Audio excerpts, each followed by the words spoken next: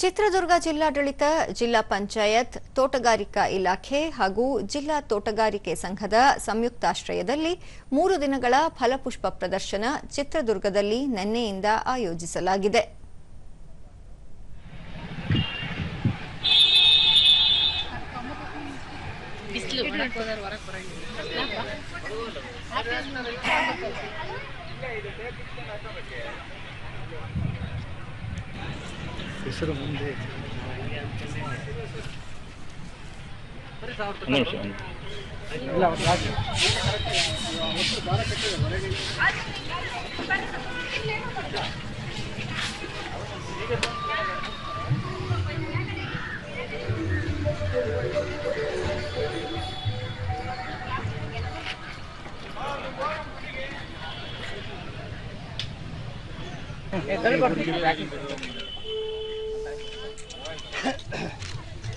ಫಲಪುಷ್ಪ ಪ್ರದರ್ಶನವನ್ನು ಯೋಜನೆ ಮತ್ತು ಸಾಂಖ್ಯಿಕ ಹಾಗೂ ಜಿಲ್ಲಾ ಉಸ್ತುವಾರಿ ಸಚಿವ ಡಿ. ಸುಧಾಕರ್ ಉದ್ಘಾಟಿಸಿದರು.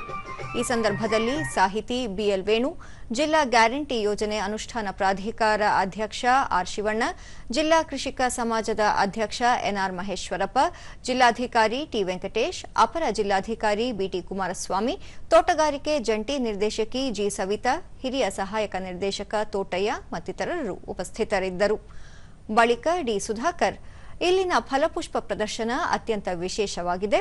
ಮುಖ್ಯವಾಗಿ ಜಿಲ್ಲೆಯ ಆರಾಧ್ಯ ದೈವ ಶ್ರೀ ಗುರು ತಿಪ್ಪೇರುದ್ರಸ್ವಾಮಿ ಪ್ರತಿಮೆ, ದೇವಸ್ಥಾನ ಮಾದರಿ, ಒನಕೆ ಓಬವ್ವ, ಸಾಲುಮರದ ತಿಮ್ಮಕ್ಕ ಹಾಗೂ ಸಾಹಿತಿ ಬಿಎಲ್ ವೇಣು ಅವರ ಕಲಾಕೃತಿಗಳು ಆಕರ್ಷಕವಾಗಿ ಮೂಡಿಬಂದಿವೆ.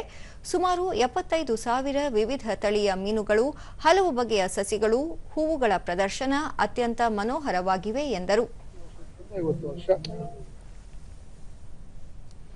ಹಿರಿಯ ಸಹಾಯಕ ನಿರ್ದೇಶಕ ತೋಟಯ್ಯ ಅವರು, ಜಿಲ್ಲೆಯ ನೆಲ ಜಲಕ್ಕಾಗಿ ಕೊಡುಗೆ ನೀಡಿರುವ ಮಹನೀಯರ ಕಲಾಕೃತಿಗಳು ಈ ಫಲಪುಷ್ಪ ಪ್ರದರ್ಶನದ ವಿಶೇಷತೆಯಾಗಿದೆ.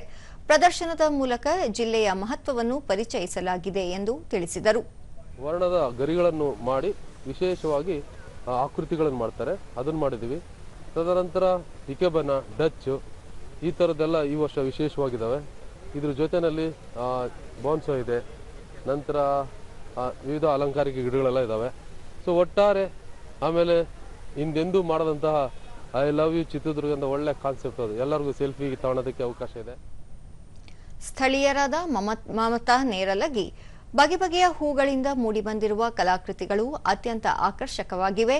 ಅದರಲ್ಲಿಯೂ ಹೂವಿನ ರಥ, ತಿಪ್ಪೇರುದ್ರಸ್ವಾಮಿ ಪ್ರತಿಮೆ ಕಣ್ಮನ ಸೆಳೆಯುವಂತಿವೆ ಎಂದು ಸಂತಸ ವ್ಯಕ್ತಪಡಿಸಿದರು. ಸ್ವಾಮಿ ರಥೋತ್ಸವ ಆಗ್ತಾ ಇದೆ, ಅದರ ಒಂದು ಸ್ಮರಣಾರ್ಥವಾಗಿ ತಿಪ್ಪೇರುದ್ರಸ್ವಾಮಿಯ ಒಳಮಠ ಹೊರಮಠನ ಒಂದು ಮಾಡಿದ್ದಾರೆ. ಹಾಗೆ ಐ ಲವ್ ಚಿತ್ರದುರ್ಗ ಅನ್ನುವಂತ, ನಮ್ಮ ಚಿತ್ರದುರ್ಗ ಅನ್ನುವಂತ ಫೋಟೋ ಬೂತ್ ಕೂಡ ಮಾಡಿದ್ದಾರೆ. ಹೂವಲ್ಲಿ ತುಂಬಾ ಚೆನ್ನಾಗಿ ಒಳ್ಳೆ ವೆರೈಟಿಯ ಹೂವುಗಳನ್ನೆಲ್ಲ ಜೋಡಿಸಿ ತುಂಬಾ ಕಲಾತ್ಮಕವಾಗಿ ಮಾಡಿದ್ದಾರೆ.